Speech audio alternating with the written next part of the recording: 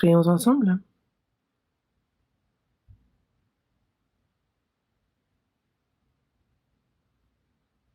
Dis notre Père, toi qui nous aimes, toi qui es saint et miséricordieux.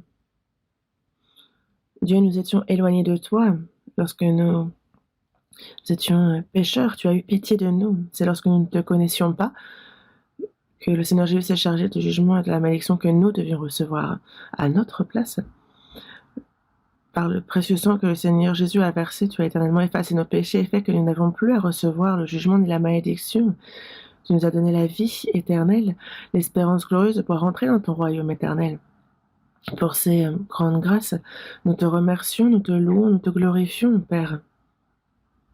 À cette heure, Seigneur, nous qui avons reçu la rédemption éternelle par le précieux sang que tu as versé, sommes réunis devant toi pour louer ta grâce, ton amour, pour apprendre ta parole, nous te remercions pour la communion que tu nous permets d'avoir au sein de ton corps. Et tes regards sur chacun d'entre nous, soutiens-nous par ta main puissante. Accorde la grâce nécessaire à chacun d'entre nous. Nous sommes encore bien trop faibles, insensés, et nous arrivons encore bien trop souvent de ne pas connaître ta volonté et de suivre celle de notre chair. Mais par ta parole, par ta main puissante, soutiens-nous, et que sur cette terre, notre vie en tant que tes enfants soit digne, et que toi seul, Père, puisse être glorifié. Ton Église dans le monde entier, en Corée, tous les frères et sœurs qui encore maintenant, malgré les difficultés, gardent la foi. Seigneur, sois avec eux, et par ta main puissante, soutiens-les. Que de nombreuses âmes égarées puissent être guidées devant toi, que cette grande œuvre s'accomplisse. À ceux qui sont malades, accorde-leur promptement le rétablissement. Que le reste de leur vie puisse être vécu pour toi, que cette occasion leur soit accordée. En ton temps, tu nous donnes la parole dont nous avons besoin. Tu nous enseignes la voie à suivre. Seigneur, à cette heure encore, manifeste ta volonté sainte. Comment il nous convient d'agir, enseigne-le nous. Nous avons prié au nom de notre Seigneur Jésus. Amen. Ouvrons la Bible à l'Épître aux Romains, chapitre 8.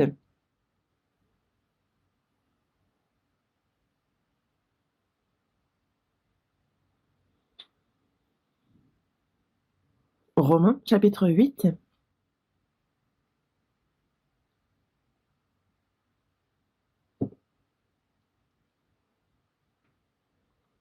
Verset 14. Lisons ce verset. Romains, chapitre 8, verset 14.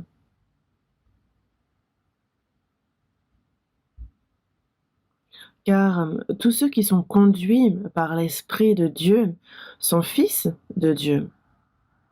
Jusqu'ici?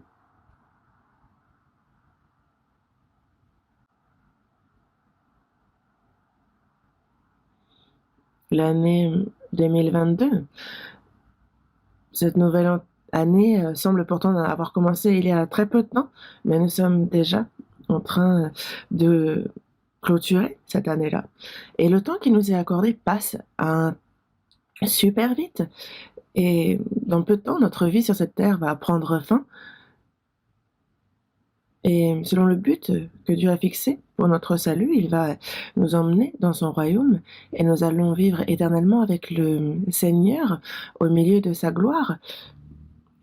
Donc ce jour est bien plus proche qu'au moment de notre salut. Dans Romains chapitre 13, il est dit « Cela importe d'autant plus que vous savez en quel temps nous sommes. C'est l'heure de vous réveiller enfin du sommeil, car maintenant le salut est plus près de nous que lorsque nous avons cru. » Il y a donc ce verset. Et maintenant, nous savons en quel temps nous sommes. Toutes les prophéties concernant la fin des temps sont accomplies. Et le jour du retour du Seigneur est très proche et nous en sommes conscients. Désormais, nous, chrétiens,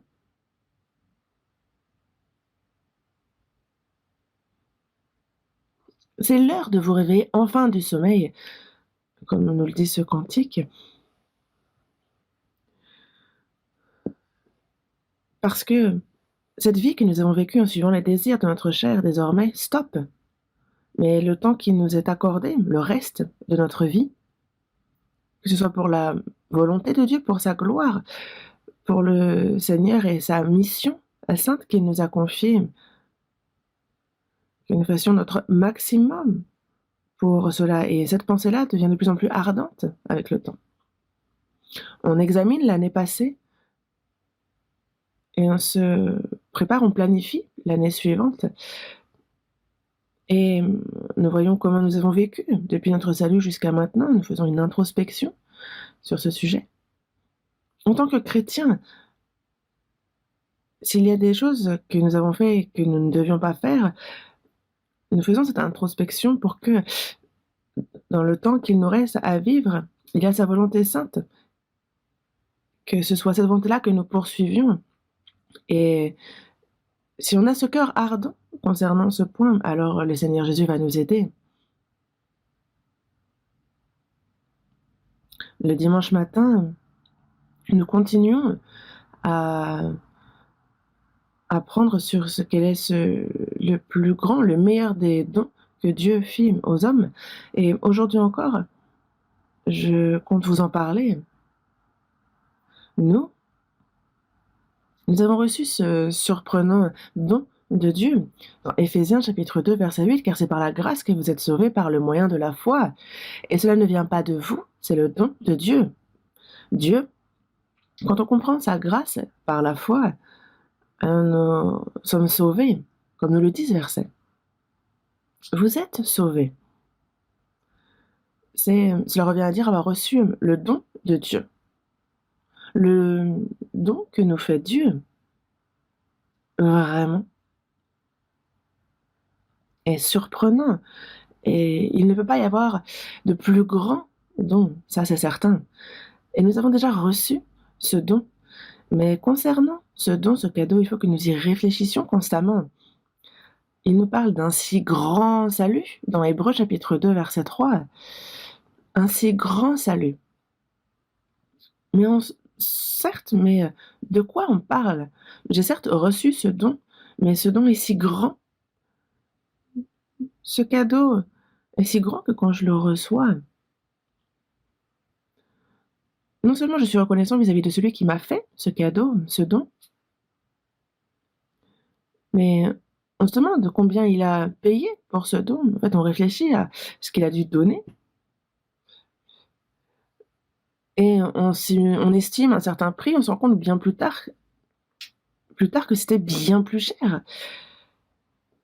Que ce cadeau était bien plus cher qu'on ne l'imaginait. Et donc forcément que la reconnaissance que nous avons vis-à-vis de la personne qui nous l'a donné est différente. Un si grand salut. Moi-même, encore maintenant, je ne pense pas en avoir saisi toute l'envergure. Je continue à apprendre concernant cette grâce que Dieu nous a fait, sur combien elle est grande, sur combien ce salut est surprenant petit à petit. J'apprends. Et plus j'apprends, plus je suis reconnaissant et dans la joie vis-à-vis de la grâce que Dieu m'a fait. Et ensuite, concernant lorsque nous débordons de reconnaissance, de joie vis-à-vis du salut, alors il nous aide à vivre comme il se doit en tant que chrétien. Quand on dit avoir reçu le salut, on a les séminaires qui continuent dans tout le pays, à l'étranger aussi. Et le Seigneur ajoute chaque jour à l'Église ceux qui étaient sauvés, comme il nous le dit dans Actes chapitre 2 vers 47. C'est chaque jour qu'il ajoute à l'Église ceux qui sont sauvés. Parce que le jour de son retour est proche. Alors c'est vraiment la volonté de Dieu que les âmes soient sauvées. Et c'est également notre vœu ardent. Ceux qui ont reçu le salut désormais, comment vivre après notre salut? Et c'est un point véritablement très important. C'est pour ça que nous commençons déjà par réfléchir à nouveau sur ce qu'est ce grand salut.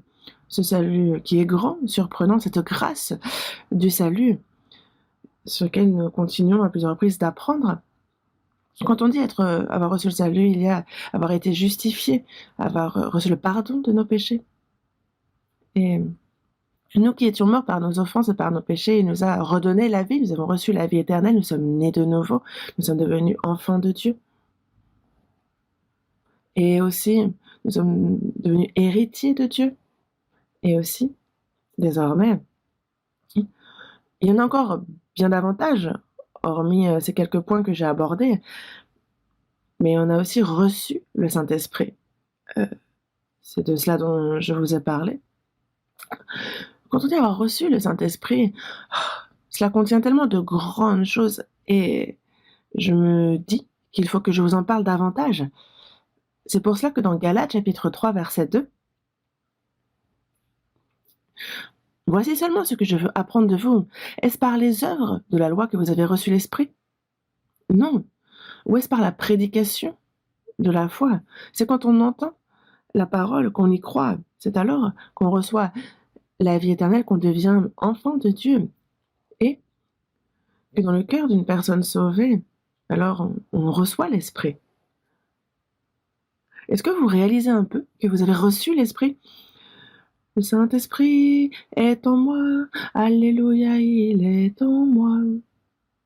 Quand je marche sur le chemin étroit, je me réjouis jour et nuit parce que le Seigneur est avec moi. Parce que le Saint-Esprit est avec moi. Non seulement ce n'est pas seulement un savoir et ce n'est pas seulement des cantiques, mais de quoi on parle? Dans Romains chapitre 8, on nous parle du Saint-Esprit, de l'Esprit de Christ, de l'Esprit de Dieu. C'est le même Esprit. Les disciples, durant 3 ans et demi, étaient aux côtés du Seigneur Jésus. Tous les miracles, ces nombreux miracles accomplis par Jésus, ils les ont vus. Ils ont entendu la parole précieuse. Mais Jésus, pour accomplir l'œuvre du salut, a été capturé et alors tous les disciples ont fui, comme nous le dit la Bible. Pourquoi? Parce que le Saint-Esprit n'était pas encore venu. Et donc ils ignorent encore vraiment qui est Jésus, même s'ils l'ont suivi durant 3 ans et demi. Malgré toutes les paroles que Jésus a prononcées, ils ne les ont pas compris. C'est pour cela que dans Jean, il est bien dit que j'ai encore beaucoup de choses à vous dire, mais vous ne pouvez pas les porter maintenant. Mais si le Saint-Esprit vient, alors il vous rappellera tout ce que je vous ai dit, il vous guidera dans toute dans toute la vérité. Et donc si le Saint-Esprit ne vient pas, on ne peut entendre la vérité dans le cœur de cette personne, cette grâce surprenante, la personne n'y croira pas. Et la grâce de Dieu ne peut apporter la vie et le salut à la personne. Et donc la personne n'a aucun lien avec Jésus. Mais après la résurrection du Seigneur, les disciples ont vu Jésus ressuscité. Ils ont reçu l'Esprit. Et donc non seulement ils ont vécu comme il se doit en tant que chrétiens, mais ils ont vraiment prêché activement l'Évangile, comme on le voit dans le livre des Actes. Et nous avons reçu l'Esprit. Lorsque nous avons écouté l'Évangile et que nous y avons cru, dans Colossiens chapitre 1, verset 6, il nous est bien dit qu'il est au milieu de vous, cet évangile, comme c'est aussi le cas parmi vous depuis le jour où vous avez entendu et connu la grâce de Dieu conformément à la vérité. Cet évangile qui a été prêché depuis les disciples, il est arrivé jusqu'à nous. Et nous l'avons entendu il y a ce jour, et ce jour où nous avons connu la grâce de Dieu. Ce jour où nous avons reçu le salut, le jour où nous avons compris la grâce. Certaines personnes nous critiquent en disant ils disent qu'il faut comprendre quelque chose alors qu'il suffit de croire. Mais dans la Bible, il y a tellement de versets qui nous disent de connaître, de comprendre.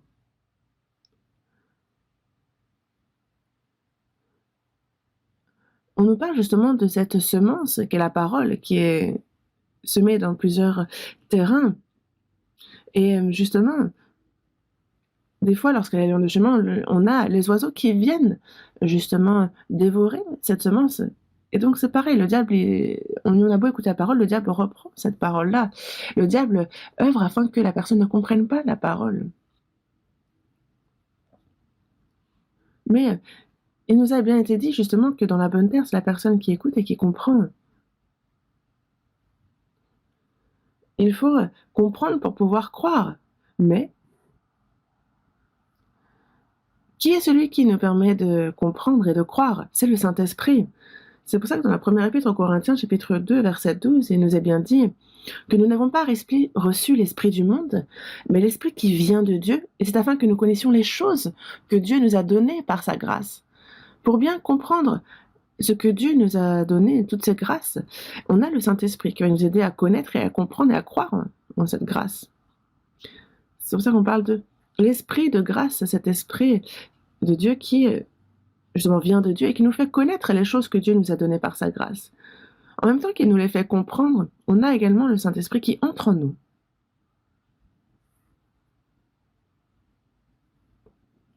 Dans Jean chapitre 14, verset 20, il nous est bien dit qu'en ce jour-là, vous connaîtrez que je suis en mon Père, que vous êtes en moi et que je suis en vous. C'est quoi ce jour-là? C'est le jour où je reçois le salut, le jour où je comprends la grâce, où je reçois le salut. Et après, il y a plusieurs choses qu'il nous faut savoir. Déjà, qu'est-ce que le salut en soi? Et que le Saint-Esprit est en nous, ça, il faut y croire.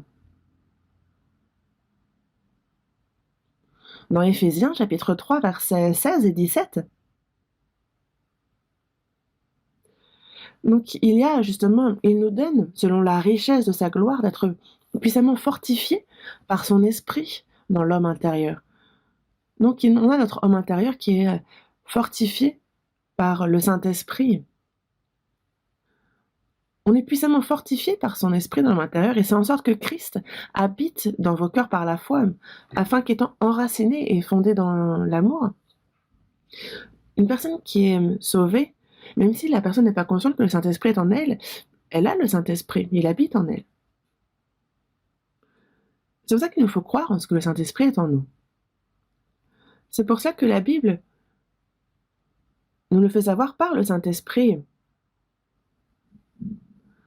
En sorte que Christ habite dans vos cœurs par la foi. Donc le Saint-Esprit est en nous, et ça, il faut y croire. Dans notre poche, si nous avons suffisamment d'argent, mais que nous ignorons que nous avons de l'argent, on peut tout à fait mourir de faim. N'est-ce pas?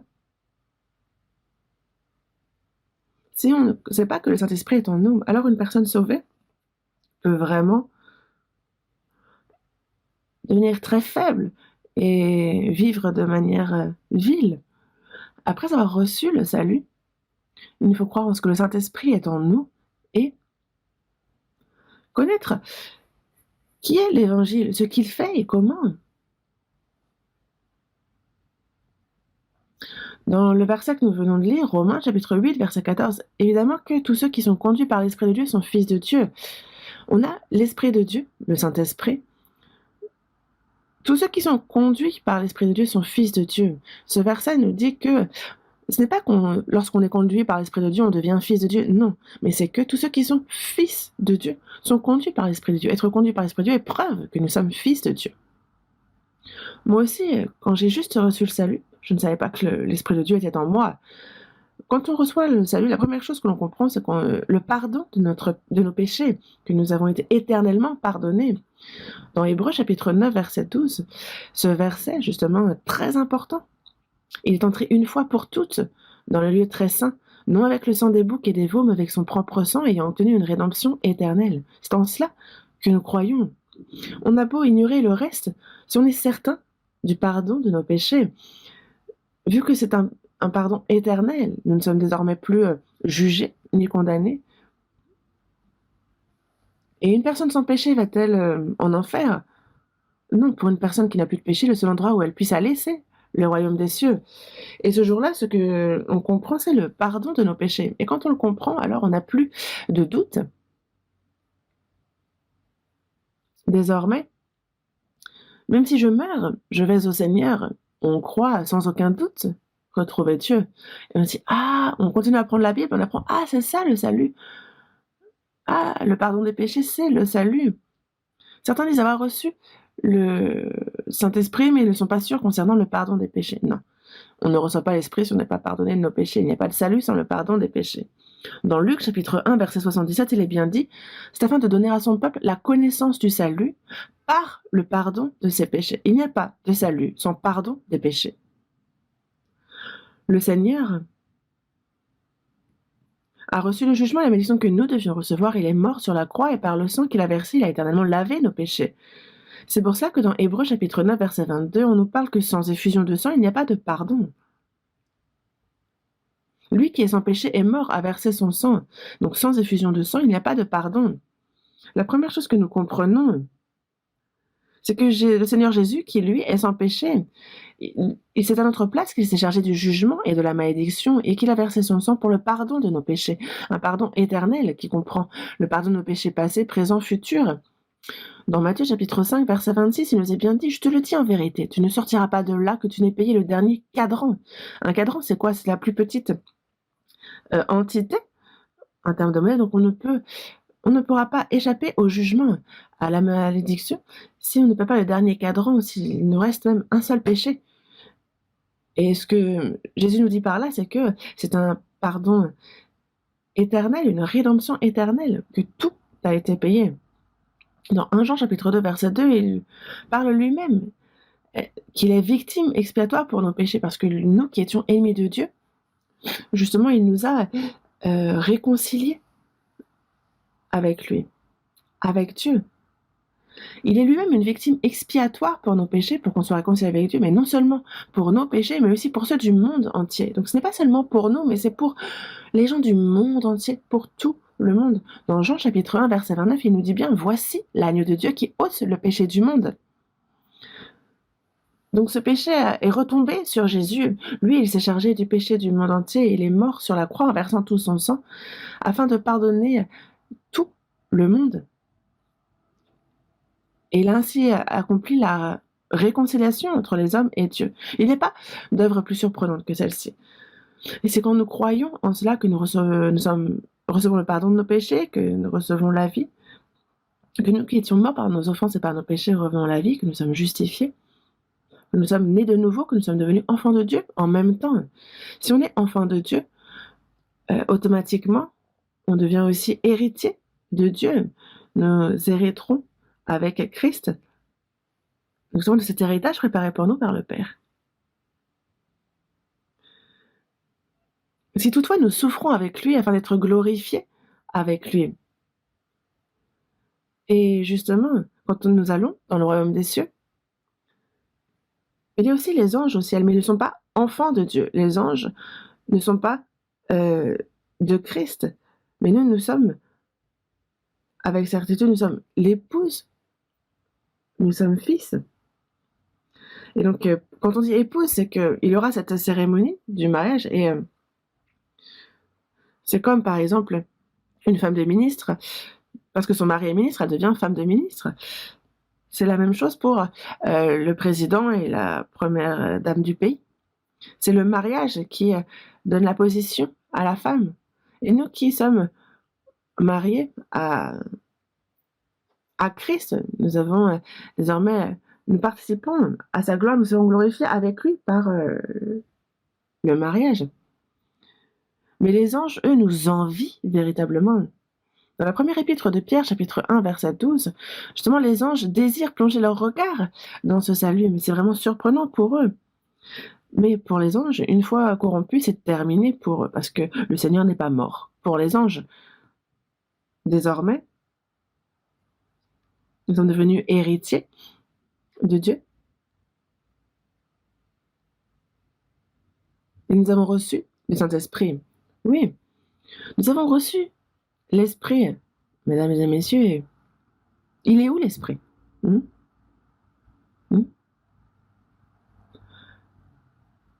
Il est là, le Saint-Esprit est en moi. Il est en moi. C'est pour cela que dans la première épître aux Corinthiens, chapitre 6, verset 19, il nous est bien dit, ne savez-vous pas que votre corps est le temple du Saint-Esprit qui est en vous, que vous avez reçu de Dieu et que vous ne vous appartenez point à vous-même? Les saints de Corinthe sont nés de nouveau. Ils ont le Saint-Esprit, mais avec ce corps, ils pêchent. Et donc l'apôtre Paul le leur reproche. Ne savez-vous pas ce qu'est votre corps? Votre corps, c'est le temple du Saint-Esprit qui est en vous et que vous avez reçu de Dieu. Ne le savez-vous pas? Le temple du Saint-Esprit, donc là où est Dieu, parce que Dieu n'est plus dans le temple de Jérusalem. Le Seigneur Jésus l'a dit dans Matthieu chapitre 23.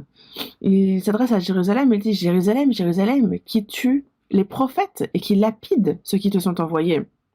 Voici, votre maison vous sera laissée déserte. Jérusalem n'est plus la ville sainte, le temple saint. Ce temple n'est plus sa maison sainte. Votre maison vous en sera laissée déserte. Et c'est pour ça qu'on a les soldats de Rome qui sont venus embraser ce temple. Le temple désormais fait de main d'homme, ce n'est plus là où Dieu est.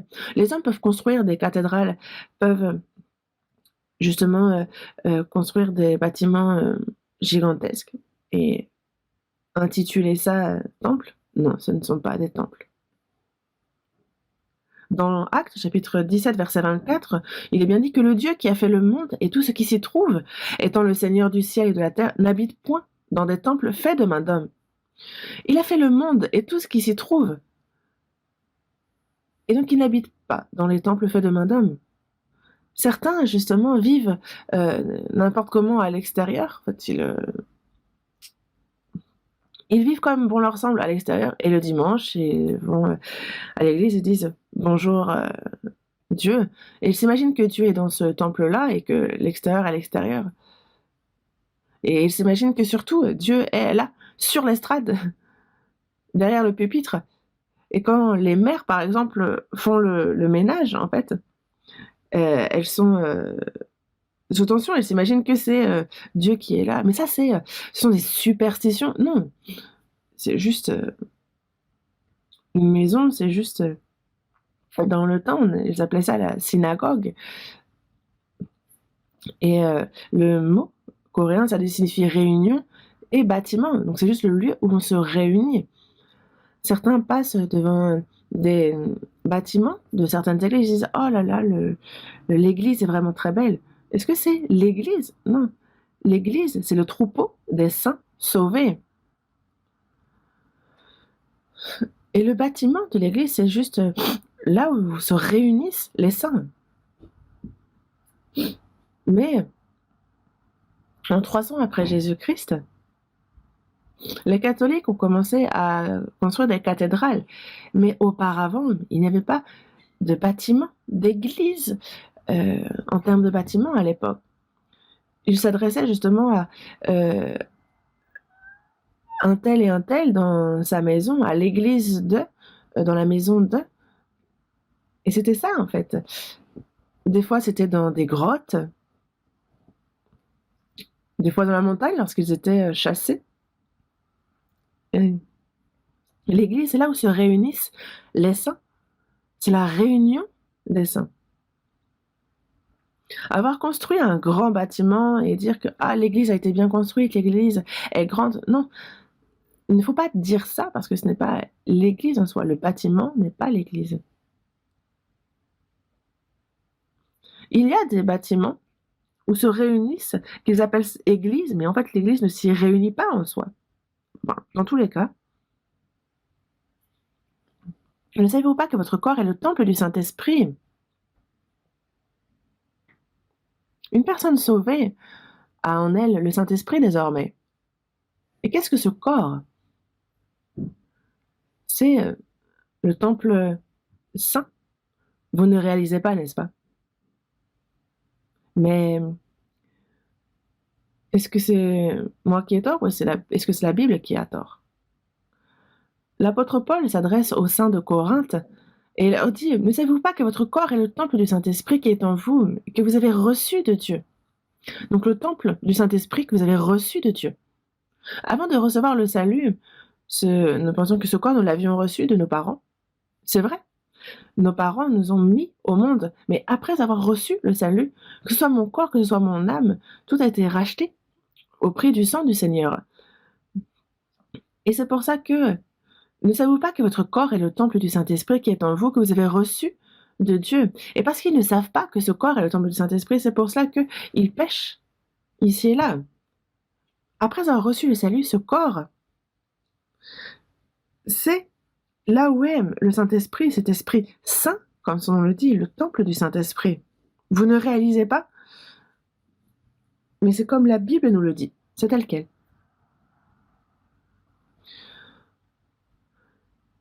Dans mon cœur, il y a le Saint-Esprit. C'est mon cœur est le temple saint, et c'est là où est le Seigneur. Et il faut croire désormais en ce que l'Esprit est en nous, c'est de là que commence la vie de foi. Auparavant, avant de recevoir le salut, j'allais dans le bâtiment qui est l'église, je chantais des cantiques, je faisais preuve de piété, mais ça, on parle de rendre culte.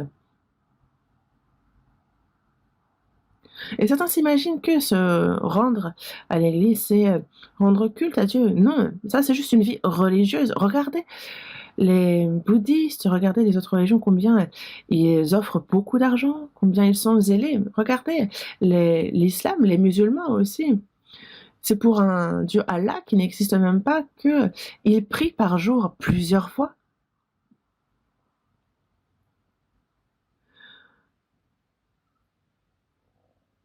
Et regardez aussi un peu les bâtiments, les mosquées construites par les musulmans pour ce Dieu Allah. Est-ce que Dieu est là-bas? Non. Mais ceux qui ne sont pas sauvés, c'est juste une vie religieuse. Que ce soit les bouddhistes, que ce soit le judaïsme, que ce soit les musulmans, en soi, c'est juste les noms qui changent, mais la religion est pareille pour tout. Et donc, certains chrétiens sont devenus juste religieux. Mais une personne née de nouveau ne mène pas une vie religieuse. C'est une vie menée, guidée par le Saint-Esprit de Dieu. Une vie guidés, nous sommes conduits par l'Esprit de Dieu parce que nous sommes fils de Dieu. Tout enfant, tout fils de Dieu est forcément conduit par l'Esprit de Dieu. C'est ce que cela signifie. Chanter des louanges dans le bâtiment de l'église, écouter un culte, et si le reste de la vie n'est pas vécu avec le Seigneur, alors c'est un zéro pointé. C'est un mensonge devant Dieu. Lors de la prière, lors des cantiques, on a vraiment l'impression que Dieu est présent, qu'il est vraiment à côté, mais quand la personne sort, elle vit comme bon lui semble, elle ment, elle trompe sa conscience, elle se dispute avec un tel, elle se bat avec un autre. En fait, elle fait tout et n'importe quoi. Mais ça n'a vraiment aucun lien avec Dieu. Imaginez avoir le Seigneur à vos côtés. Alors à quoi penseriez-vous? Est-ce que vous agisseriez n'importe comment? Non, parce que le Seigneur est là. Il n'y aurait rien à craindre. Les disciples, même s'ils ont vu que Jésus, beaucoup cherchaient à le tuer, et s'ils avaient cru, ils auraient su que, avant que le temps n'arrive, personne ne peut s'en prendre à lui. Donc ils n'auraient aucune raison d'avoir de la crainte. Mais ils ont entendu durant 3 ans et demi la parole du Seigneur, ils l'ont suivi, et ils ont beaucoup souffert en suivant le Seigneur. Dans la journée, à Jérusalem, il prêchait. Le soir, justement, il dormait avec à l'aube sur la montagne des Oliviers et il n'avait vraiment pas où poser sa tête. Mais désormais, il n'est pas à nos côtés, il est dans mon cœur. Hmm.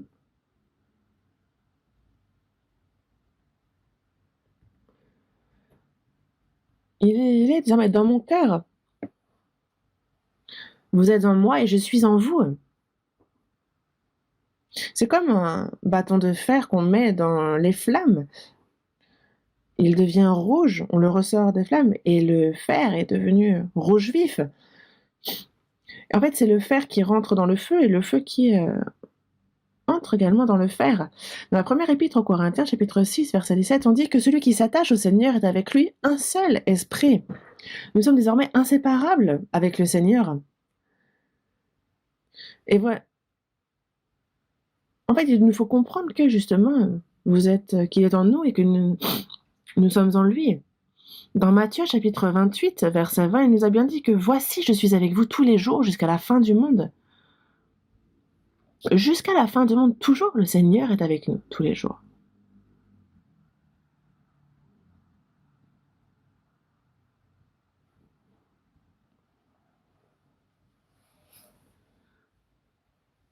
Enoch, le premier à avoir été enlevé vivant avant le déluge, il a été enlevé vivant et il est bien dit que justement il a été enlevé et donc il n'a pas vu la mort, mais surtout il a reçu le témoignage qui était agréable à Dieu avant d'être enlevé. Mais aussi, c'est vrai que quand nous voyons comment tourne le monde, il semble bien que nous allons partir de notre vivant vers le Seigneur. Enfin, qu'on le rencontre notre vivant ou qu'on revienne des morts, en tout cas, durant notre vie sur Terre, nous devons mener une vie qui lui soit agréable. Non pas agréable pour moi, mais chercher toujours à être agréable au Seigneur. Qu'est-ce qu'une vie qui est agréable au Seigneur? Dans Hébreux chapitre 11, verset 5, il est bien dit que dans Genèse chapitre 5, pardon, Enoch, il a marché avec Dieu 300 ans et il a engendré des fils et des filles. Il n'a pas fait quelque chose de spécial, il avait une famille qu'il menait normalement, mais il a marché avec Dieu 300 ans. Il travaillait, il faisait le commerce, il menait une vie tout à fait normale. On peut travailler et marcher avec Dieu, oui. Qu'est-ce que marcher avec Dieu? C'est marcher avec, non pas à côté, mais de l'avoir en nous. Et ça, il nous faut le comprendre. La vie de foi, c'est quoi? C'est vivre avec Dieu. C'est ça la vie de foi. C'est pour cela que si on veut être conduit par l'Esprit de Dieu, il nous faut déjà connaître ce qu'il fait. Il nous faut connaître ce que fait l'Esprit de Dieu. On dit croire en ce que l'Esprit de Dieu est en nous, mais si on ne sait pas ce que fait l'Esprit du Seigneur, si on ne sait pas ce que veut cet Esprit-là, alors on vit comme bon nous semble, et on ne peut pas dire en vivant ainsi que l'on marche avec Dieu.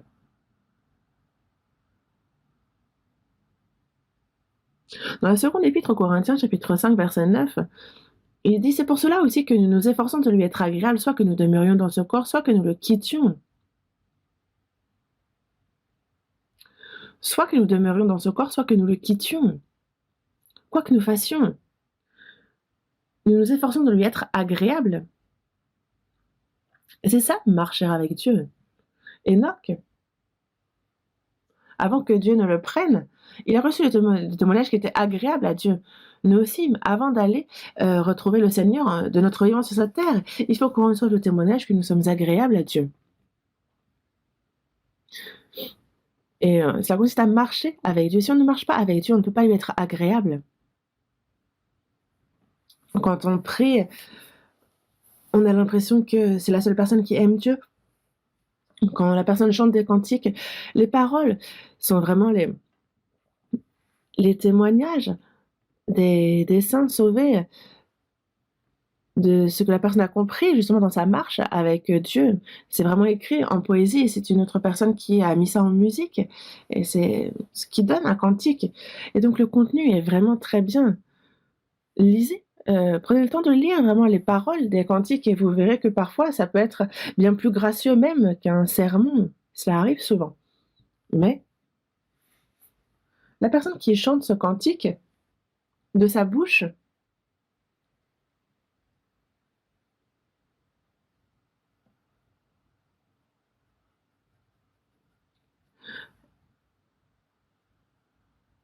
justement, elle peut chanter ce cantique, mais c'est seulement la personne dans son cœur peut ne pas vivre avec ça. Et donc finalement, le cantique devient un mensonge, la prière devient un mensonge.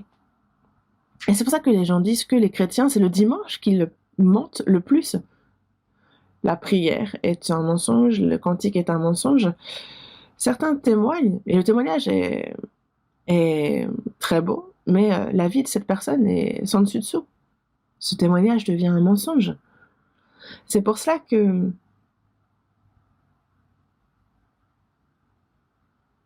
en quoi ça consiste de marcher selon l'esprit? Ça, il nous faut l'apprendre précisément, en détail. Et dire avoir reçu le Saint-Esprit, que la vie du chrétien, c'est marcher selon l'esprit. Si on se contente de dire ça, qu'est-ce qui se passe alors? Ça reste vague. C'est pour ça que je me dis que cela me sera reproché si je ne vous en parle pas en détail sur ce qu'est la marche selon l'esprit. Et donc, je m'apprête à vous en parler en détail. Par exemple, je vous en parlais la fois précédente. Parmi ce que fait le Saint-Esprit, ce qui est très important, dans Éphésiens chapitre 4,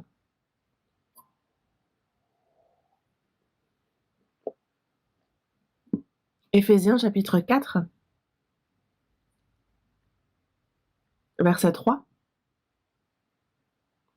vous efforçant de conserver l'unité de l'esprit par le lien de la paix. Il y a un seul corps et un seul esprit, comme aussi vous avez été appelés à une seule espérance par votre vocation. Vous efforçant de conserver l'unité de l'esprit par le lien de la paix. Comme c'est écrit. Le lien de la paix, c'est quoi? L'amour, la charité. C'est par la charité, par ce lien de l'amour que nous sommes devenus un. Il y a cette unité. Nous avons revêtu l'amour de Dieu, du Seigneur. Dans Jean, chapitre 13, verset 34, il est dit « Je vous donne un commandement nouveau, aimez-vous les uns les autres comme je vous ai aimés. Vous aussi, aimez-vous les uns les autres, alors tous sauront que vous êtes mes disciples. » Le Saint-Esprit, le Seigneur, pardon, nous a aimés. Imaginez à quel point. Nous qui étions ennemis à cause de nos iniquités, il nous a aimés. Et c'est pour nous qu'il est mort à notre place. Il ne se souvient même plus de nos péchés. Aimez-vous les uns les autres comme je vous ai aimés. Et c'est le commandement que nous donne le Seigneur. Ceux qui ont reçu le salut, sous prétexte que la personne ne lui plaît pas, de haïr, se détester, certains vont jusqu'à lancer des coups de poing, en fait, entre frères, justement de se battre, se disputer. Est-ce que ce sont vraiment des frères alors?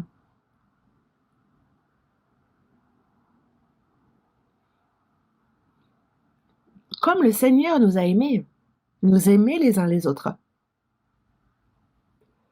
C'est par le lien de l'amour que nous avons été un, que nous sommes unis.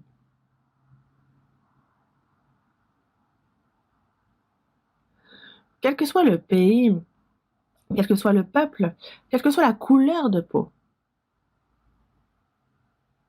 quelle que soit l'éducation reçue, qu'on ait une grande éducation ou qu'on n'ait pas pu étudier longtemps, sans aucune relation avec notre identité, mais par le Saint-Esprit, en fait, nous avons été unis par le lien de la paix qu'est l'amour.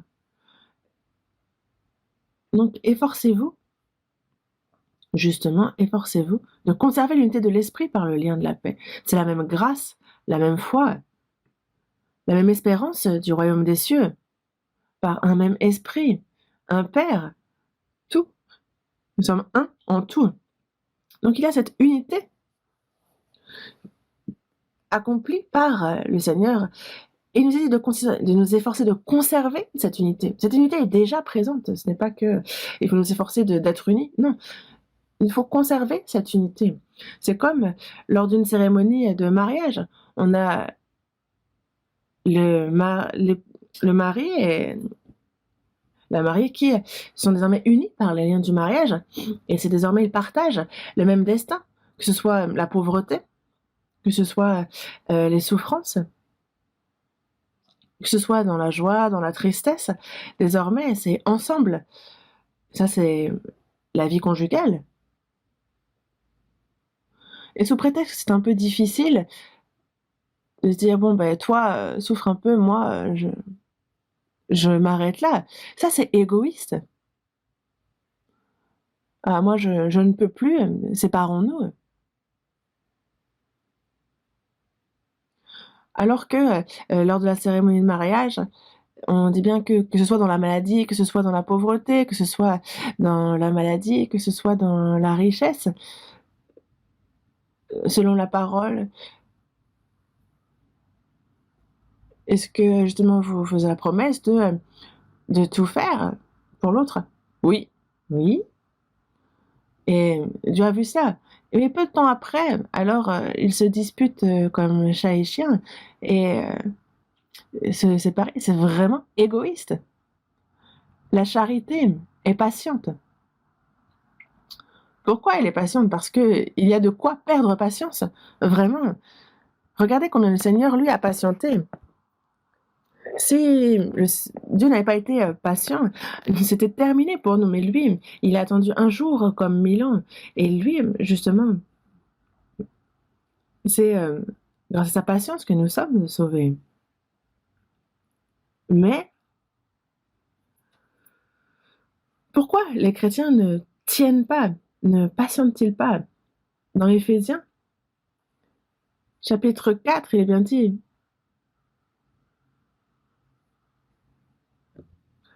de nous supporter les uns les autres, justement, en toute humilité et douceur, avec patience, avec charité. Donc c'est en toute humilité, avec douceur, avec patience, avec charité, que l'on se supporte les uns les autres. Sous prétexte que quelqu'un fait une petite faute, est-ce que c'est pour autant qu'on chasse la personne? Non, le Seigneur ne le fait pas. C'est pareil pour le fils. La mère a un enfant qui écoute bien, un enfant qui est plus rebelle, mais elle les embrasse tous. On donne du pain en plus pour celui qui est plus difficile. Charnellement, lorsqu'il y a des problèmes, en fait, ça nous attriste dans notre cœur. Et c'est ça le cœur des parents. Le cœur des parents, c'est certainement donc l'amour de la mère est certainement le plus proche de l'amour de Dieu. On se supporte les uns les autres parce que la charité supporte tout, elle croit en tout, elle espère tout.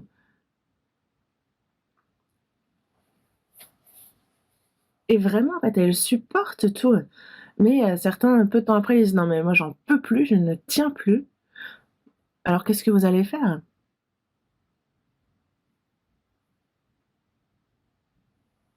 Nous efforcer de conserver l'unité de l'esprit. Dès qu'on reçoit le salut, en fait, Dieu nous accepte et nous sommes devenus un.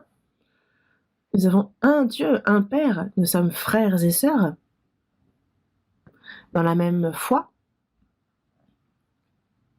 et c'est éternellement que nous vivrons ensemble dans le royaume des cieux. Nous sommes devenus un. Et avant de vivre éternellement ensemble dans le royaume des cieux, nous devons vivre ensemble sur cette terre. Et comme le Seigneur nous a aimés, il nous faut également nous aimer du même amour les uns les autres. Et donc il y a cette unité de l'esprit.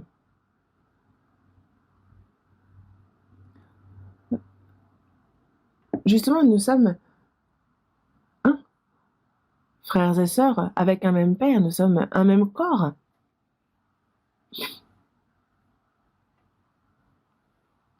Nous efforcer de conserver l'unité de l'esprit par le lien de la paix, parce que justement Dieu unit alors que le diable cherche à diviser. Le Saint-Esprit œuvre pour le salut des âmes et le diable s'acharne et il fait obstacle au salut des âmes. Le diable est toujours contre, il fait toujours le contraire de ce que Dieu veut. Le diable ne peut nous prendre notre salut. Mais une personne sauvée, en fait, sa vie est dans la main du Seigneur. Dans Jean chapitre 10, verset 28, il est bien dit: «Je leur donne la vie éternelle et elles ne périront jamais et personne ne les ravira de ma main». Personne ne peut nous ravir de la main du Père. Nous sommes dans la main du Seigneur et dans la main du Père. Nous avons une double sécurité, en fait. Donc comment pourrait-il nous ravir de leurs mains? Il ne peut nous prendre notre salut, mais il peut réduire à néant notre vie de foi. Il peut nous faire tomber. Et comment il fait ça? Il nous divise. Il fait en sorte que nous ne soyons pas un à cause de choses futiles. Et on se dispute, on se bagarre. On dit, ah, il y a frère Dupont, sœur Dupont qui... ceci, cela. Et on déteste ces personnes. On les hait à ce point. Ça, c'est être utilisé par le diable. Qui sait d'ailleurs? Nous efforcer de conserver l'unité de l'esprit. Dans le jardin d'Éden, Dieu s'est adressé à Adam, lui disant de garder le jardin d'Éden. Garder de quoi? Mais pourquoi on garde? C'est parce qu'il y a des voleurs. Lorsqu'on nous dit de garder, c'est parce qu'il y a justement des attaquants. Si on nous dit de garder la bonne santé, c'est parce qu'il y a toujours des bactéries qui peuvent entrer en nous. Et ces bactéries, une fois en nous, si notre corps est faible, alors ces bactéries se développent. C'est pour ça qu'il nous faut garder la santé également. Pourquoi s'efforcer de conserver l'unité de l'esprit? Pourquoi? Parce que c'est ce à quoi s'attaque le diable. Dès qu'on se relâche un petit peu, alors les saints se séparent, se dispersent. Dans Ésaïe, chapitre 53, verset 6, il est dit que nous étions tous errants comme des brebis, chacun suivait sa propre voie. Adam, quand il est devenu pécheur, depuis, chacun suit sa propre voie, chacun fait comme bon lui semble. Chacun suivait sa propre voie, et donc deux personnes ne peuvent même pas être un. Les Juifs, justement, disent que lorsque deux personnes se réunissent,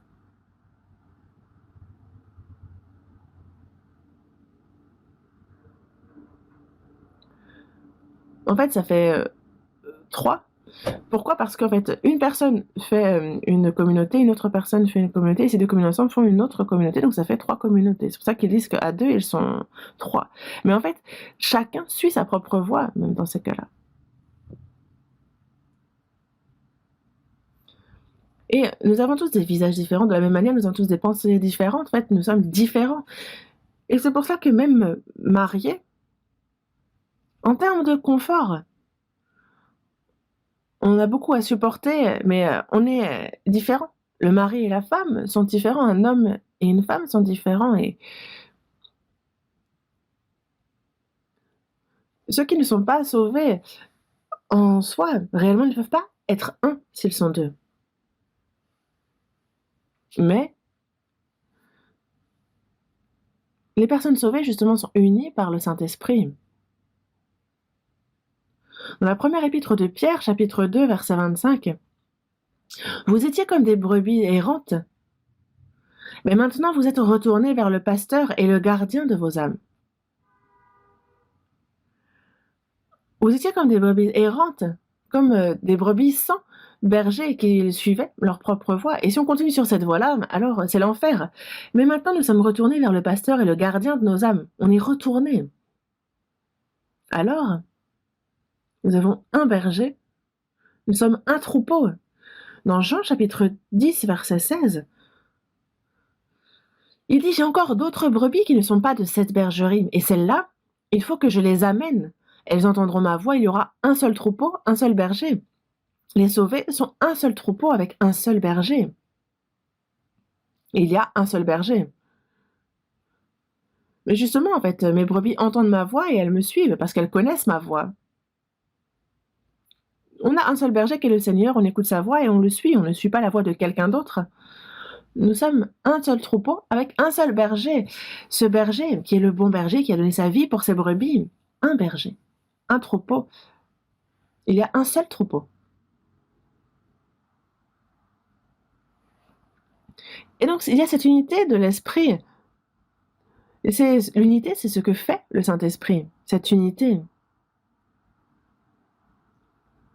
Quels que soient les problèmes que l'on rencontre, en fait, les chrétiens ne peuvent se disperser, se séparer, parce que c'est être trompé par le diable.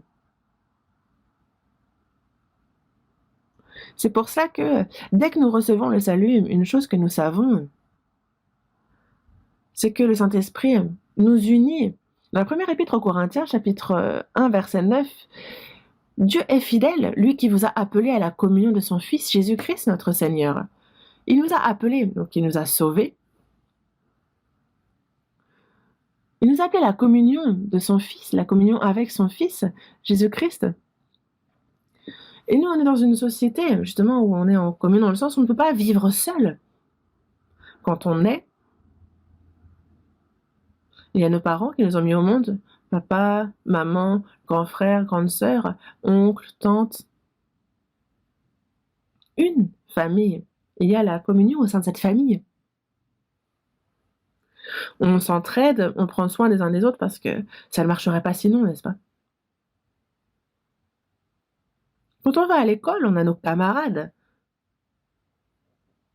Certains n'envoient pas leurs enfants à l'école et ils les enseignent seuls à la maison. Est-ce que c'est une éducation, ça? On doit se rencontrer, discuter les uns avec les autres, et c'est au sein de cela que notre personnalité se forme, qu'on apprend à vivre dans la société. Une fois sauvés, si seul de notre côté on ouvre la Bible, on prie, on ferme la porte, est-ce que vous pensez qu'on apprend ainsi? Non, on ne peut rien apprendre comme ça. Une fois être au sein du troupeau, c'est là qu'on apprend.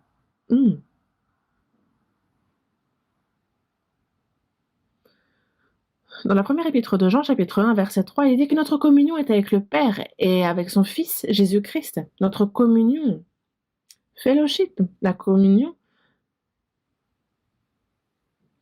Et ce n'est pas une communion humaine. Notre communion est avec le Père et avec son Fils, Jésus-Christ. C'est une communion sainte. Il y a le Père, il y a Jésus-Christ. Quand nous sommes en communion, est-ce que nous sommes seuls, réunis? Non, le Seigneur est avec nous, Dieu le Père aussi. Le Saint-Esprit aussi. Et parce que le Saint-Esprit est un esprit saint, alors il déteste le péché. C'est un esprit de vérité, donc il déteste le mensonge. C'est un esprit de grâce, et donc il n'aime pas les disputes et les querelles. Et donc il s'efforce. Il y a cette unité et nous devons nous efforcer de la conserver. Parce que c'est cette unité-là que cherche à briser le diable et les sauver lorsqu'ils sont dispersés. Alors c'est vraiment la fin de la vie de foi. Pour une voiture, quand on en construit une, il y a plus de 30 000 éléments qui constituent cette voiture. Selon le type de voiture, donc ça peut varier, mais on est à plus de 30 000 éléments qu'on assemble pour faire une voiture. Mais est-ce que si vous dispersez ces éléments-là, est-ce que ça fait une voiture qui roule? Ceux qui sont sauvés ne peuvent vivre seuls leur vie de foi. Il y a cette unité de l'esprit. C'est comme les braises. En fait, les braises, vous les dispersez et elles s'éteignent. Mais les braises qui s'éteignent, vous les rassemblez de nouveau et alors le feu reprend. Rassembler, qu'est-ce qui se passe? Ça s'embrase. Mais c'est encore le cas maintenant, ce n'est pas des termes passés. Quand on est rassemblé, moi je vis et de nombreuses âmes sont sauvées. Pourquoi? Parce que c'est là que Dieu accomplit son œuvre au sein de son troupeau, sauvé, mais dispersé, l'œuvre s'éteint. Quand on est rassemblé, je vis et de nombreuses âmes sont sauvées. Mais si on est dispersé, ma propre vie est détruite et il n'y a pas, c'est la fin pour l'œuvre du salut aussi.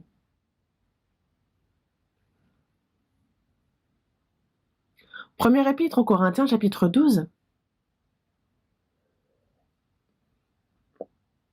Première épître aux Corinthiens, chapitre 12, versets 12 et 13. Car comme le corps est un et a plusieurs membres, et comme tous les membres du corps, malgré leur nombre, ne forment qu'un seul corps, ainsi en est-il de Christ. Nous avons tous en effet été baptisés dans un seul esprit pour former un seul corps, soit juif, soit grec, soit esclave, soit libre, et nous avons tous été abreuvés d'un seul esprit. Ici, on a un corps. Le corps est un et a plusieurs membres dans le verset 12. Le corps est un, mais il y a les yeux, le nez, les mains, les pieds, à l'intérieur du corps, tous les organes que l'on ne voit pas, tous les membres. Il y a plusieurs membres, mais le corps est un, et comme tous les membres de ce corps, malgré leur nombre, ne forment qu'un seul corps. Ainsi en est-il de Christ. Les saints sauvés et ensemble forment Christ. Christ, on parle ici de loin. Christ est le chef, la tête, et nous qui sommes sauvés, nous sommes un corps attaché au chef. Et donc celui qui est saint, celui qui est oint, c'est ça, c'est ce corps, nous sommes sauvés, attachés au chef qui est Jésus-Christ, et nous formons donc ainsi Christ. Et nous avons tous en effet été baptisés dans un seul esprit pour former un seul corps. Parce que justement, que ce soit les Juifs et les païens ne pouvaient former un seul peuple. Mais c'est par le sang de Jésus-Christ que nous sommes un. Les sauvés parmi les Juifs, les sauvés parmi les Grecs, les sauvés parmi les esclaves et les libres sont désormais un, baptisés dans un seul esprit, pour former un seul corps et tous abreuvés d'un seul esprit. Abreuvés d'un seul esprit, c'est que nous sommes constamment nourris, alimentés de cette grâce. De notre vivant, constamment. Nous sommes abreuvés. Donc, nous respirons le bon air. Comme nous respirons, nous sommes aussi, après notre salut, nous sommes abreuvés de la grâce de Dieu. Nous sommes nourris de tout ce qu'il nous accorde, abreuvés d'un seul esprit. Donc, c'est ensemble.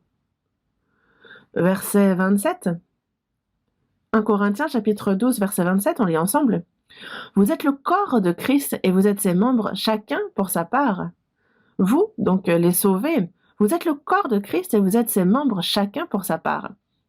Tous ensemble, nous sommes un corps. Et Jésus est le chef, la tête. Nous sommes un corps, mais nous formons chacun un seul corps, mais nous sommes tous membres, chacun pour sa part, que l'on soit la main, les pieds, les yeux. Certains, on leur demande « Ah, et vous, qu'est-ce que vous êtes ?» Et le frère dit « Moi, je suis un orteil. » Et on demande à la sœur, elle dit « Et vous, vous êtes ?» « Moi, je suis l'ongle de l'orteil. » Et c'est très important, un orteil. Et un ongle d'orteil est très important aussi. Est-ce que vous pensez que si vous enlevez l'auriculaire, ça va aller? Non, en fait, par exemple, si vous enlevez le plus petit orteil, la démarche change. En fait, il y a justement un équilibre. Et il n'y a aucun membre de ce corps qui est inutile. C'est pour ça que nous sommes un seul corps, et ça, il ne faut pas l'oublier.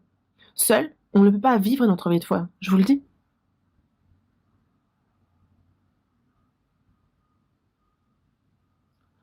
Imaginez que le corps n'a que la bouche ou il n'a que les yeux. Il ne peut pas y avoir que une main, que le pied. Non, il faut que tout soit assemblé. On a besoin les uns des autres. On a besoin dans tout ce que nous faisons. Matthieu chapitre 12. Matthieu chapitre 12.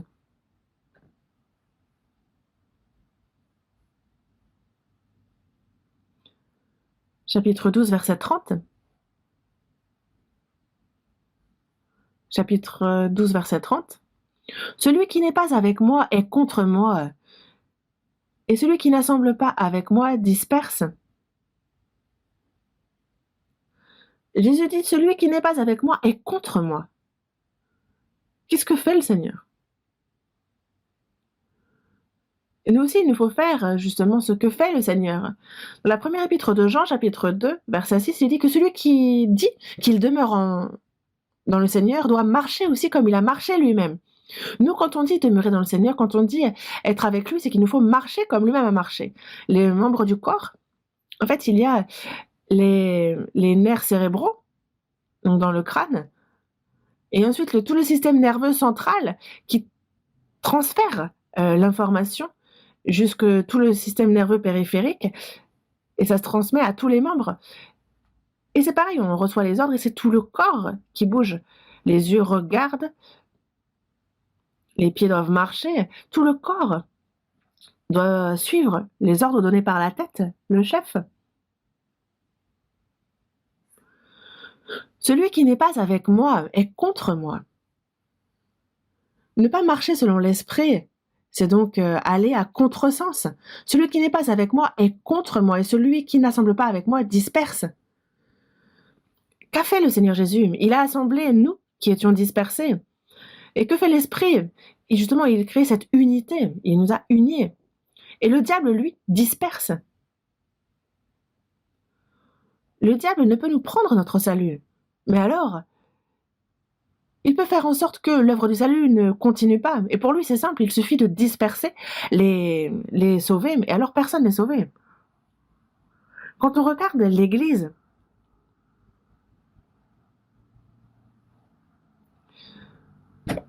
un petit nombre de personnes, en fait, c'est selon son entêtement, selon à sa guise, c'est selon sa propre pensée que chacun se dispute.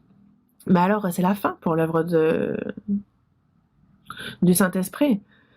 Dans certaines églises, on a ceux qui sont pro-pasteur, ceux qui sont contre le pasteur. Comment on fait dans ces cas-là?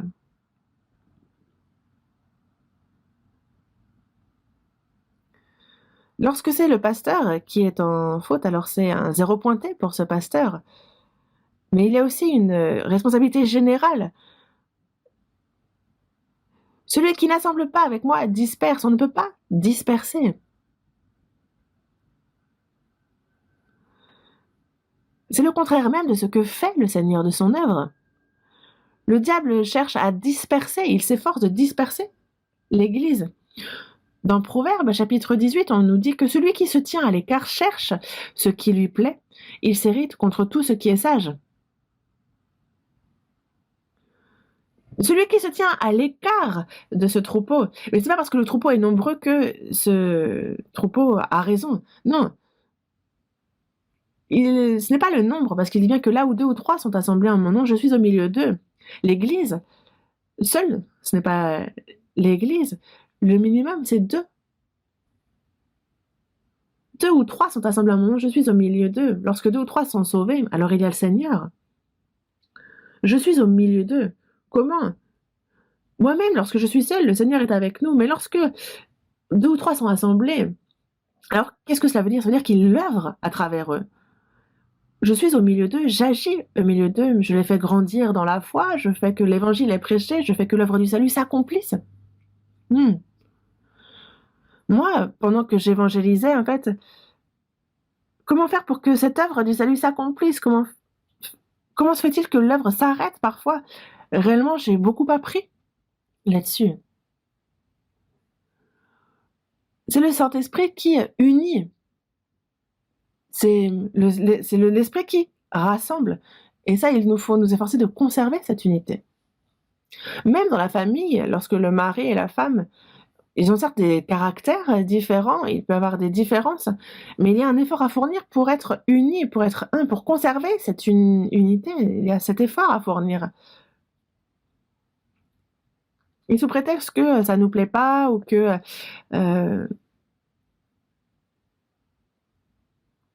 c'est pas comme ça, en fait, on ne peut pas se séparer pour autant. De nos jours, certains se marient et il y en a qui en un soir divorcent. C'est vraiment tellement égoïste.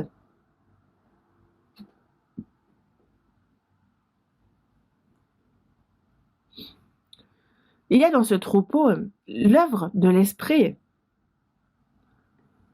Mais dans l'église aussi, on a connu ceux qui dispersaient, ceux qui étaient avec nous, mais qui après se sont dispersés. Mais c'est par celui qui se tient à l'écart cherche ce qui lui plaît. Parce que quand on est au sein de ce troupeau, il y a des efforts à fournir, il y a des difficultés, des souffrances, mais la personne ne veut pas connaître ça et donc elle cherche ce qui lui plaît, mais elle se tient à l'écart. C'est au sein du troupeau qu'il y a l'enseignement, qu'il y a la grâce du Seigneur.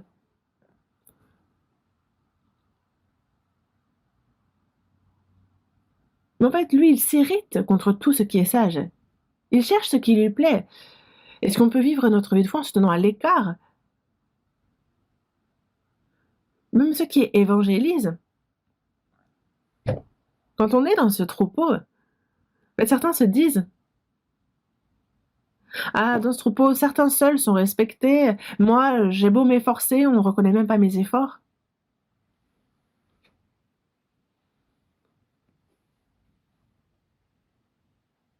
La personne peut,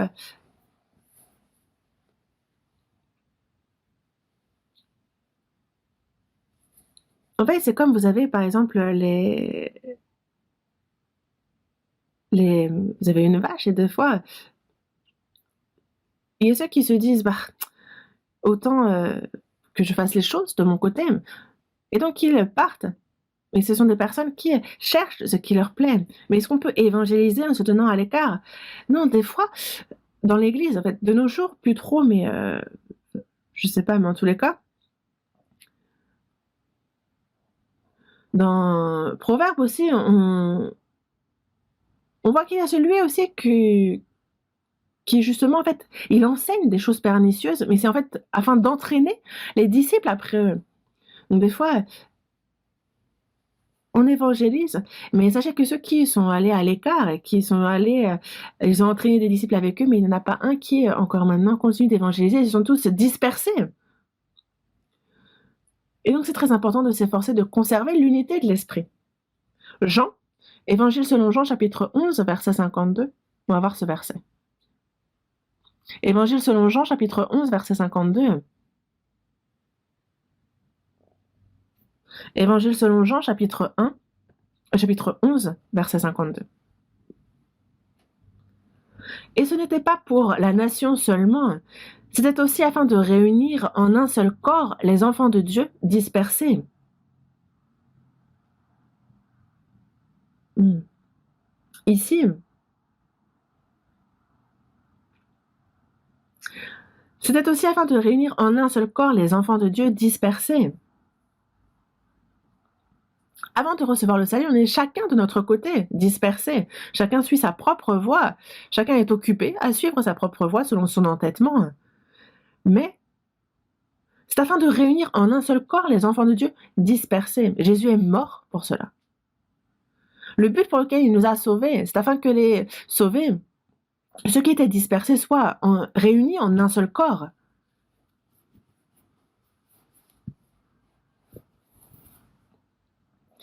Dieu, Dieu, un seul esprit, un seul Seigneur. Il nous a sauvés afin que nous soyons unis.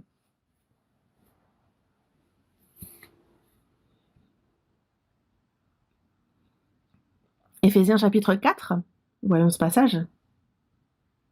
Éphésiens chapitre 4, verset 13.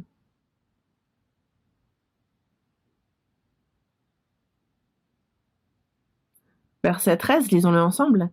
Jusqu'à ce que nous soyons tous parvenus à l'unité de la foi et de la connaissance du Fils de Dieu, à l'état d'homme fait, à la mesure de la stature parfaite de Christ. Jusqu'à ce que nous soyons tous parvenus à l'unité de la foi et de la connaissance du Fils de Dieu.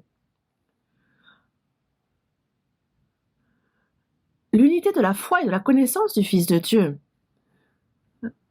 À l'état d'homme fait. Nous-mêmes, en fait, déjà, nous grandissons dans la foi à titre individuel, mais aussi l'Église en tant que corps. Et donc l'Église aussi, justement, arrive à la stature d'homme fait. Le christianisme à notre époque, on est vraiment à son apogée. Il y a beaucoup de dénominations. Et on ne les compte plus, elles sont trop nombreuses. Il y a beaucoup de dénominations, beaucoup de pasteurs, beaucoup de croyants. Mais est-ce qu'on est un pour autant? Dans le passé, ceux qui croyaient en Jésus, vous savez combien ils ont été massacrés.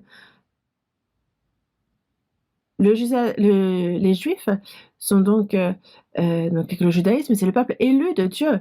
Mais ils ne croient qu'en Dieu et non pas en Jésus. Ils ne croient qu'à l'Ancien Testament et pas au Nouveau. Le Nouveau Testament est pour eux un livre sectaire. Eux ont tué Jésus et leurs descendants encore maintenant, en fait, justement, ils persécutent la chrétienté. On a les catholiques qui, eux, Et justement, un peu la religion puissante, et qui est le roi, c'est le pape. Le pape, qui est, comment dire, le roi des catholiques. Et donc, ils sont un sous justement le règne du pape. Mais vous savez combien les catholiques ont tué les chrétiens, leur disant que c'était donc des sectes. Donc, il nous dit il n'y a même pas à juger. En fait, la sentence du bûcher tombait sans jugement. Après, ce que je dis, en fait, vous voyez, ces jugements-là, c'est dans l'histoire. Justement, ils étaient, justement, ça conduisait au bûcher, avec de faux jugements. Et vraiment, les catholiques ont tué beaucoup de chrétiens. Mais ce n'est pas seulement les catholiques maintenant. Ceux qui disent croire en Jésus, et justement, par exemple, des fois, il y a des pouvoirs qui sont donnés à certaines autorités, que ce soit les catholiques, et ils en peuvent très bien, s'ils le peuvent, tuer des chrétiens. Mais pourquoi justement pourquoi cette différence? C'est parce que la connaissance, la foi est différente. Parce que la connaissance est différente, la foi est différente, et puisque la foi est différente, alors ils sont dispersés, ils se disputent, ils se battent. Être parvenu à l'unité de la foi et de la connaissance du Fils de Dieu, comment être un? On est baptisé par un seul esprit, on est sous l'enseignement d'un seul esprit, et donc on est un. Notre Église,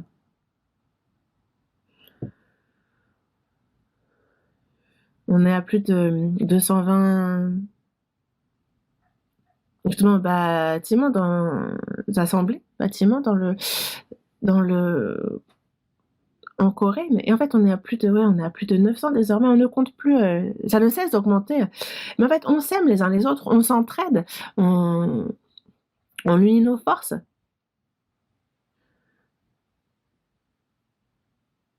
Mais pourquoi est-ce qu'on n'arrive pas à être en communion avec les autres églises? Parce que la foi et la connaissance est différente. Et ils nous détestent véritablement. Ils ne savent même pas en quoi on croit, mais ils nous critiquent sans raison, de manière inconditionnelle. Mais on ne peut pas être un sans avoir la même foi et la même connaissance du Fils de Dieu. Jusqu'à ce que nous soyons tous parvenus à l'unité de la foi et de la connaissance du Fils de Dieu, à l'état d'homme fait. Nous aussi, en fait, à titre individuel, nous atteignons l'état d'homme fait. Et ensuite, il y a vraiment à la mesure de la stature parfaite de Christ. Donc, il est à la mesure de la stature parfaite de Christ. Comme le Seigneur, nous serons remplis, nous serons aussi intègres comme lui. On continue, verset 15. Mais que, professant la vérité dans la charité, nous croissions à tous égards en celui qui est le chef, Christ.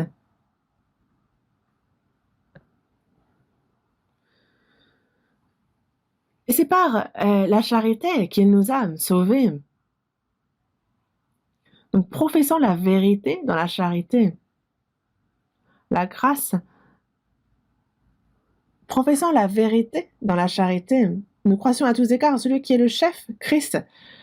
Donc, à tous égards, c'est vraiment dans tous les aspects de notre vie que nous croissons en celui qui est le chef. Et donc, que ce soit toutes nos actions petit à petit, on ressemble, on agit comme le Seigneur petit à petit. Nous croissions à tous égards en celui qui est le chef, Christ.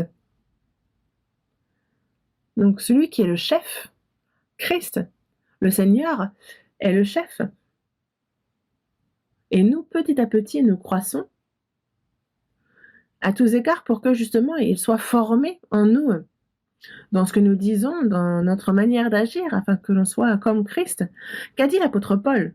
Dans 1 Corinthiens chapitre 11, verset 1, il a dit « Soyez mes imitateurs comme je le suis moi-même de Christ ». Vous avez un peu comme des gaufres en forme de poisson, n'est-ce pas? Et en fait, il y a des moules en Corée pour faire ces gaufres-là. Il y a un moule, et en fait, nous aussi, les chrétiens, lorsqu'on pour être imitateur de Christ, c'est qu'il y a ce moule. Dans la vie de l'apôtre Paul, est-ce qu'il y a eu des contradictions? Il a écrit 14 des livres du Nouveau Testament. Dans Galates chapitre 6, verset 17, il dit porter sur son corps les marques de Jésus. Sur le corps de l'apôtre Paul, il y a justement les marques de la souffrance. À travers la vie de l'apôtre Paul, Jésus est comme remanifesté, vraiment soyez mes imitateurs comme je le suis moi-même de Christ. Petit à petit, il nous faut apprendre du Seigneur et lui ressembler toujours davantage. Certains, en fait, ça fait des années qu'ils sont sauvés, mais quand on voit ce qu'ils disent, comment ils agissent, ils sont encore tellement loin de Dieu, du Seigneur. Comment ça se fait? Comment faire alors? Soit la personne n'est pas sauvée, soit si elle est sauvée, alors c'est que ça ne va pas dans sa vie de foi. Et pour bien vivre sa vie de foi, alors il faut s'efforcer de prier, d'apprendre justement d'obéir à la parole.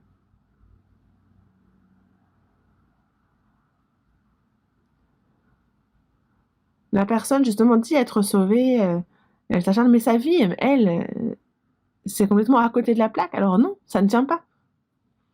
Petit à petit, il nous faut ressembler au Seigneur. Et alors, quand il reviendra, il a bien dit transformer jusqu'à notre corps. En Corée, en 9 ans, la larve devient une cigale. En 9 ans. Mais il y a tout un processus pour devenir une cigale. Au bout de 7 ans, déjà, il y a toutes les carapaces qui tombent et la cigale s'envole. Mais aux États-Unis, il y a une cigale qui met 17 ans à atteindre son stade final. Ouah. Et que ce soit 7 ans, 17 ans, en fait, peu importe, ça, elle vit une semaine, puis meurt. Et c'est un peu comme la larve qui devient une cigale petit à petit. Nous aussi, petit à petit, que ce soit notre cœur, notre pensée, toutes nos actions, petit à petit, nous devons ressembler au Seigneur. Et qui est celui qui fait en sorte que cela se passe ainsi? C'est le Saint-Esprit. Et alors, lorsque le Seigneur va revenir, alors nous deviendrons comme lui.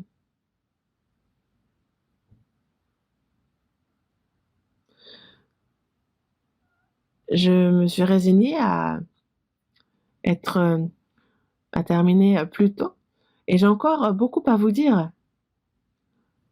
Mais je vais faire en sorte de vous en parler la prochaine fois. Mais nous allons voir un dernier verset dans Éphésiens chapitre 3, verset 18. Éphésiens chapitre 3, verset 18. Afin que vous puissiez comprendre avec tous les saints quelle est la largeur, la longueur, la profondeur et la hauteur. Et donc, c'est comprendre avec tous les saints quelle est la largeur, la longueur, la profondeur, l'amour, connaître l'amour de Christ. Et cet amour, c'est avec tous les saints qu'on apprend à le connaître.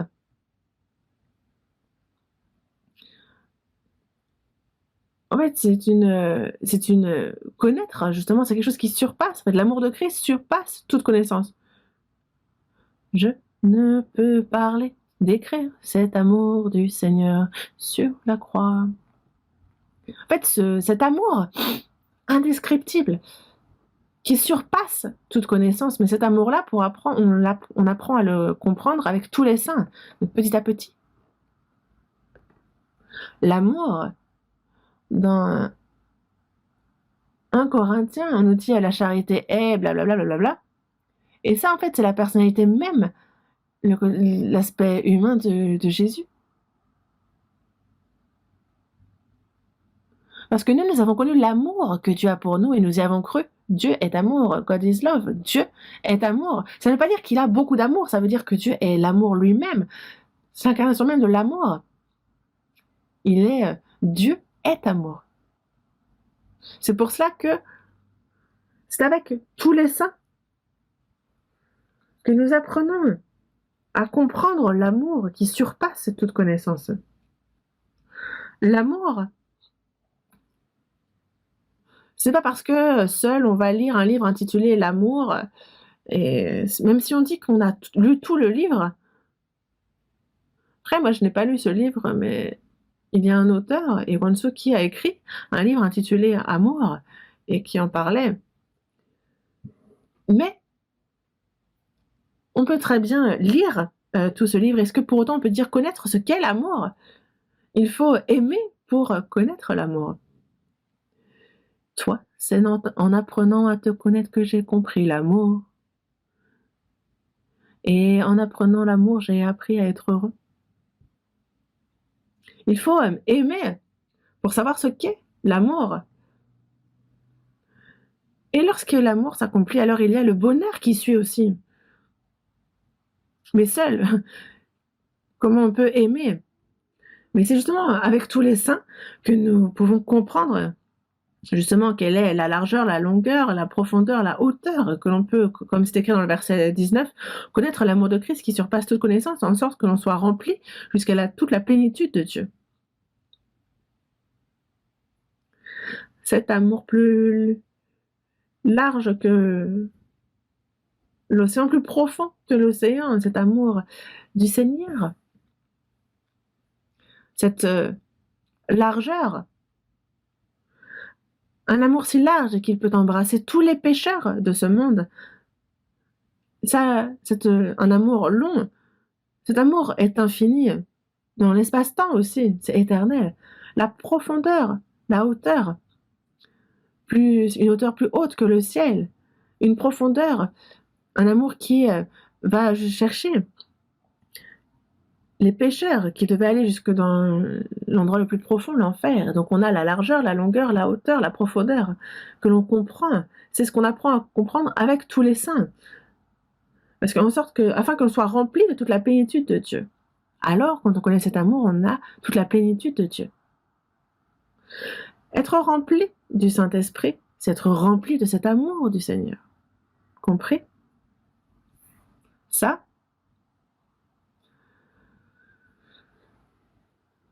c'est justement ce que l'on apprend. Et celui qui nous aide à apprendre cela, c'est l'Esprit. Compris? C'est pour cela que... En quoi ça consiste d'être conduit par l'Esprit? Que fait le Saint-Esprit parmi nous? Comment œuvre le Saint-Esprit parmi nous? Ça, il nous faut le connaître. Et nous efforcer justement de suivre cet exemple. Lui qui a créé cette unité, il nous faut nous efforcer de conserver l'unité de l'Esprit par le lien de la paix. Non pas ce qu'on est de le conserver, mais nous apprendre cet amour qui surpasse toute connaissance. Et alors on est rempli de l'Esprit. Compris? Il faudrait que je m'exprime bien, mais je n'en suis pas convaincue. On va continuer à apprendre sur l'œuvre du Saint-Esprit. Parce qu'il faut que ça s'accomplisse dans nos vies. Être né de nouveau, avoir reçu le salut. Mais réellement, si ça ne se manifeste pas dans nos vies, alors tout cela, c'est hypocrite et il ne faudrait pas que ça le devienne. Prions ensemble. De notre Père, toi qui es miséricordieux, Dieu, en cette fin des temps que tu as fixé parmi beaucoup de gens dans ce monde, tu nous as d'abord sauvés, tu nous as séparés saintement, merci.